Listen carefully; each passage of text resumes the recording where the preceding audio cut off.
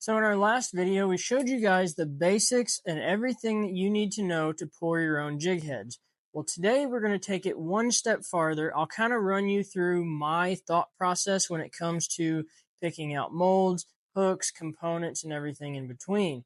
Now, today's video is going to be mostly an informational video, and the purpose of this is I want to try to spark that creative side with you guys. You can just buy the mold, buy the recommended hook, pour your stuff, and call it a day. But if you're like me and you like to take things just one step farther and kind of create your own ideas, this is the video for you. So the first thing is mold selection. Now, mold selection is probably one of the easiest parts of this whole process. And what I mean by that is you've got to pick a mold that fits your needs and the way you fish.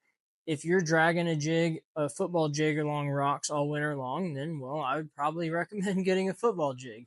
If you throw a lot of swim jigs, then maybe find your favorite swim jig mold. Picking out a mold is just strictly what are you using? What is your favorite technique? What style of fishing do you like? Are you a power fisherman, finesse fisherman? You've got to establish what you want to pick out a mold. Once you pick out a mold, then you're ready for your hooks. So as I mentioned in the last video, when you're picking out a mold, if you go to Barlow's website and scroll down, they'll give you the recommended hooks that fit the mold. Now, for me personally, all I do when I'm picking out a mold is I look at the line tie and the degree of the hook. And then I'll pick out my favorite hook with that degree of line tie, and then I'll either use it if it fits or I'll modify the mold to where I can use it. And I've got a little visual reference to show you guys the different degree angles of the hook eyes. So for the most part, I separate hooks into 4 different categories. So up here at the top, you can see you've got your 90-degree hooks. Here, the second and third one, these are both 60-degree hooks, but you've got your vertical line tie and your flat line tie. That is the 2 different options for 60-degree. And then down here, you've got a 30-degree hook. So these are the 4 typical categories that I'll split all my hooks up into. And then within each category, you've got heavy wire and light wire hooks, which is the actual diameter of the wire itself. And I'll show you what that looks like. So here's 2 hooks from the same manufacturer and the same size. These are both owner 2/0 hooks. So on the left, this is a light wire hook. And on the right, this is a heavy wire hook. So look at the actual diameter of the wire. And the biggest difference when it comes to light wire and heavy wire is look at your line tie. You can see how significantly bigger the heavy wire hook's line tie is compared to the light wire. Now, where that makes a difference is, like I mentioned, when I pick out a hook, so let's say I have a mold that needs a 90-degree hook. This light wire hook will most likely fit right into the mold and pour just fine. If I want to bump it up to a heavy wire hook, I might have to route out that line tie area of the mold to allow this larger diameter hook to fit in the mold and close properly. And I'll show you what that looks like. So here we have the Freestyle jig mold. And as you can see, it takes a 90-degree hook. So if I take that light wire 90-degree hook that I was just showing you, I can close the mold. It closes up nice and flush. Now, let's say I don't want to use that one and I want to use that heavier wire hook. When I lay it in the mold and try to close the mold, it doesn't actually close. And the reason for that, this little recessed piece right here where your line tie goes, or your hook eye goes, that isn't large enough to accept a heavy wire hook. However, you can pretty easily make it accept one, and I'll show you how. So what I do when I want a mold to accept a heavier hook is just take a little ball file and a Dremel, and I'm going to route the outside edge of that little recessed portion. Do not go on the inside. If you start routing towards the actual jig head, you'll mess up how it pours.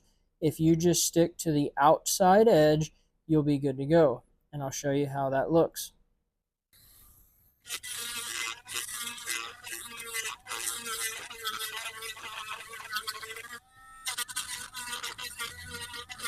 So we've routed those hook eyes out on both sides of the mold. We've got that heavy wire hook in the mold, and as you can see, it closes up just fine.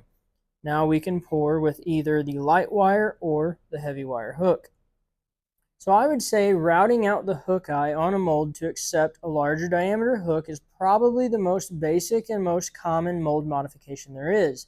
Now, how far can you go when it comes to mold modification? Well, I don't know. I'm still testing that limit. So I've modified molds with the Dremel, as you just saw. I've used drills and drill bits. I've used files. I've taken a mold to a machine shop and had them actually mill out a channel on it. And one of my most recent mold modifications was I took a hacksaw and I cut my mold. Now, why would you do all this mold modification? Well, let me show you. So this is the poison-tailed jig mold. The purpose of this mold is to make a swim jig. And while it does make great swim jigs, here are some other options you can make with it. You can make just a regular jig head. You can make these punch hubs. You can make spinner baits, buzz baits, chatter baits, whatever you want. And for anyone wondering, I do have a video dedicated to this mold showing you how to make every style of bait with one mold. Now, I'm going to run through a few other options on things that you can make. So before we get into showing you guys some of these other baits and kind of tips and tricks, what I'm going to do, as I mentioned at the beginning, this video is kind of informational based. I just want to kind of spark that creative side to you guys. So what I'm going to do is I'm going to kind of briefly go through. I'll show you guys some of the molds that I've modified, some of the baits that I've made. And what I want is for you guys to let me know which one of these baits, or however many you want, which bait you would like to see a dedicated video on that specific bait. So I can show you the process from start to finish, getting the mold, getting the hooks, the components, modifying the mold, show you the whole process start to finish. And some of these, I already have these videos out, but for those that I don't have, I'd like to know which ones you guys would like to see. Because if I were to try to make a full in-depth video on all of these modifications, this video would be, who knows, 5 or 6 hours long probably. So I just need you guys to let me know which ones you would like to see videos on, and we can definitely make that happen. So this freestyle jig mold, outside of routing out the hook eye, you don't really have to do much modification, and you can make a few different things with it. So as it's intended, you can make this little jig head, which is a fantastic little swim bait jig head. You can pour it without the wire keeper. You can tie on your favorite bucktail and make a little hair jig. And then one of my favorite ways to use it is pour it without that wire keeper. Add your little prop blade and beads, tie on a wire keeper, and you have your own little version of the Okashira screw heads. This is a great little finesse technique, but that is a few different ways that you can use that freestyle jig head. The Weedless Midwest Finesse is that Weedless Ned Rig mold. This is the one that I took to a machine shop. So as you can see right here, this mold used to have grooves cut in it to match that hook, and they recommend a #1 hook. Well, I want to use a slightly larger hook, and instead of me just grinding away with the Dremel, I just took it to a machine shop, had them mill that flat, and now I can put whatever size hook I want in here. And this mold is obviously meant for making these little weedless EWG style Ned heads, and one of my favorite things to do is tie a skirt. If you tie a skirt very close to the head of that bait, you still have just enough hook to rig your soft plastic trailer weedless, and you have a fantastic little weedless finesse jig. For those of you that have watched my Keitech football jig video, you've seen I used 3M tape in the mold and these 5/64 brass pins and laid in there to use or to act as a base hole pin instead of the way these molds are designed for this FG12 weed guard. They want you to just lay the weed guard in the mold and pour the lead around it. It makes powder coating kind of difficult, so you can use this technique to use this just like a regular base hole pin, pull the pin out, powder coat, then add your weed guard later. And as you guys have seen, you can make these fantastic little micro jigs. Now this technique only works on molds that have this tiny cutout for that small weed guard, but there is a workaround.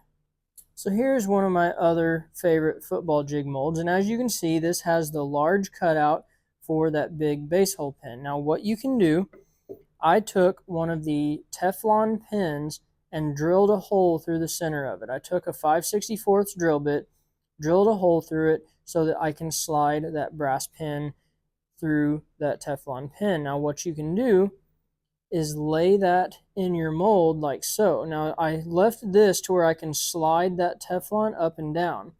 Slide that piece of Teflon right up to the base of the jig head, and that 5/64 pin will be going into the head of the jig to act as your base hole pin. So then you can pour your full-size jigs with the micro weed guard. So this is what that jig looks like with the regular weed guard, and this is that exact same jig with the little micro weed guard. So you can do this with pretty much any mold if you want. If you want to downsize, use this light thin wire or light thin diameter weed guard. You can now do that with any mold you want. You just take, now it is kind of tricky to drill through that Teflon pin straight, but you can make that happen. So next up we have this Arky jig. Now this mold isn't necessarily getting modified, but as you can see, it is meant for that flat line tie. Now what you can do with the flat line tie for all of you bladed jig fans is just pour that mold. Anything with a flat line tie, you just add a split ring, add your blade, and you can make your own bladed jigs. You don't have to modify anything, and you can have a little bladed jig. And speaking of bladed jigs, so you guys have seen us make this style of bladed jig. We use that wire form and a spinnerbait hook, lay it in the mold, pour the lead, we add our blade, we bend that wire form shut. Now a lot of people have been curious about the strength of that wire form.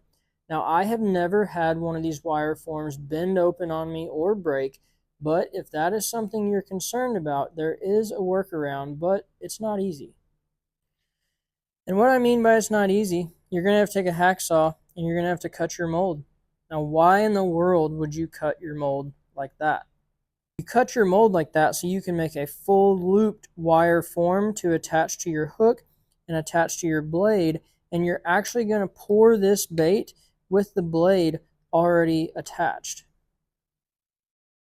And what that gives you is that wire form, there is no opening. That is a complete loop inside of that lead. There is absolutely no way that that blade is ever going to come off. And now I know some of you are going to want to know, how did that happen? How did I make that? Well, be patient. We will have a dedicated video for this modification. And for those of you that have watched our custom underspin video, we routed out a big channel to take that screw lock keeper. We added the red RTV to keep the lead from flowing. We made custom wire forms to attach our blades to. We ground in the slots for that. And we've got our own custom underspin to exactly the way we like it. And all of these modifications that you're seeing don't just apply to those molds. So this is a casting jig mold, and as you can see, we did the exact same thing as we did with the poison tail mold, and we can make spinner baits with that one.